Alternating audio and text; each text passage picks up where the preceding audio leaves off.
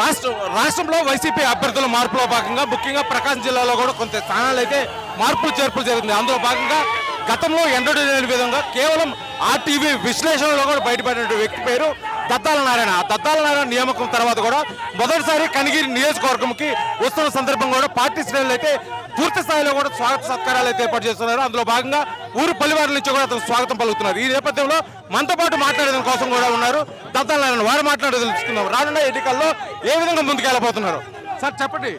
దద్దాల నారాయణ గారు,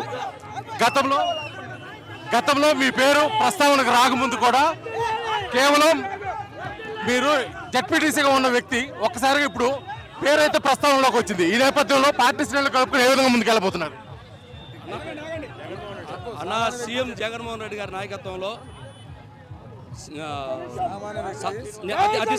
అతి సామాన్యుడైన బీసీ కులాలకు చెందిన నన్ను గుర్తించి యువకుల కోటాలో ఎమ్మెల్యే అభ్యర్థిగా ప్రకటించడం జరిగింది. ఇక్కడి నుంచి అందరినీ కలుపుకొని మొత్తం ఎంటైర్ మా పార్టీ శ్రేణులు ఎక్కడున్న ఆరు మండలాలు ఎంపీపీలు జడ్పీటీసీలు కార్యకర్తలు రైతులు అందరితో కలిసికట్టుగా పనిచేసి ముందుకు తీసుకొని వెళ్తామని అదేవిధంగా ఇప్పుడు అయితే కొన్ని వర్గాలు ఉన్నాయి. ఆ వర్గాలు ఏ విధంగా కలుపుకొని ముందుకెళ్ళిపోతారు? అందరినీ కలుసుకుంటాం. ఎక్కడ వర్గాలు లేవండి. అందరినీ కలిసికట్టుగా ఎవరన్నా ఏదన్నా ఉన్నా అందరిని కలిపి కట్టుకొని వెళ్ళి అందరూ కూడా జగన్మోహన్ రెడ్డి గారి కింద పనిచేయాల్సిందే. జగన్మోహన్ రెడ్డి గారి వర్గమే కలిసి వెళ్తామండి.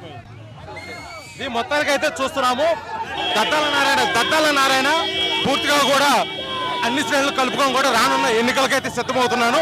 ఈ నేపథ్యంలో 2024 ఎన్నికలకైతే ఖచ్చితంగా కనిగిరి నియోజకవర్గం నుంచి విజయం సాధించి వైఎస్ఆర్సీపీ అధిష్టానానికి అయితే ఒక సీట్లు అయితే గిఫ్ట్ గా కూడా ఇస్తారని చెప్పేసి దద్దాల నారాయణ చెప్తున్నారు. వీడియో జర్నలిస్ట్ లక్ష్మణ్తో శ్రీనివాస్, RTV కనిగిరి, ప్రకాశం జిల్లా.